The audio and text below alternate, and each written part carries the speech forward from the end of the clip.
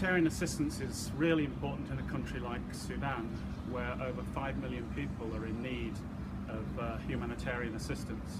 And DFID is providing approximately £35 million worth of humanitarian aid in Sudan.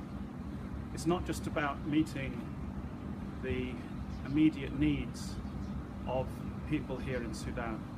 We're also increasingly moving towards reforming the humanitarian assistance system here, working with our partners across the international community and with the UN to ensure that people have got long-term assistance, so moving from humanitarian to development assistance, making sure that people have got access to education, to water and to healthcare for the long term.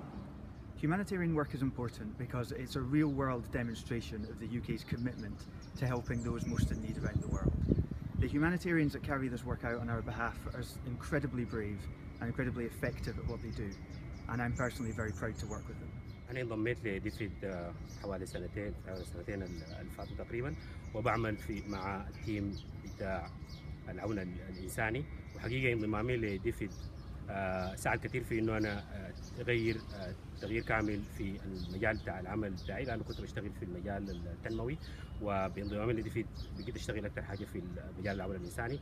لقيت إن مجال العون الإنساني هو واحد من المجالات اللي الزول ممكن يقدم فيها خدمة ظاهرة وواضحة، لأنه بيساعد كثير في تقليل الوفيات، وبيساعد كثير في مساعدة الناس المحتاجين لعون سريع، الناس المتأثرين بالنزاعات والأزمات.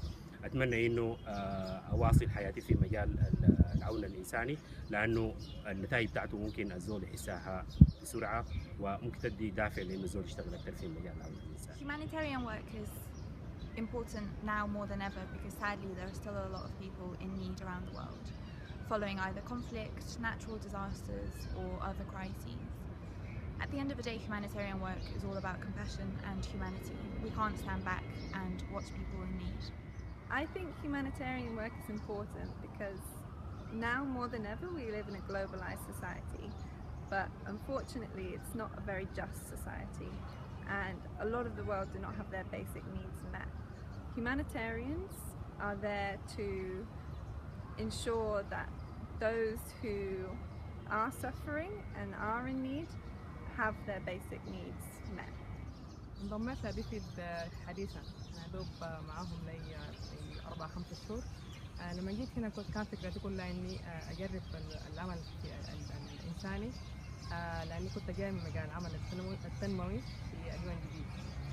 جيت هنا فكرت اني ممكن احدث تغيير، لكن اكتشفت انه التغيير حدث لي انا، لانه المجال العمل الانساني مجال اتضح انه هو ما سهل، وموضوع كبير جدا، وبيحدث فرق كبير في حاجات كثيره. يعني حاجه بسيطه بتعمل تغيير كبير جدا في نفوس الناس، وبتعمل طفره كبيره جدا للناس كثيرين، ناس محتاجين وناس في ظروف صعبه.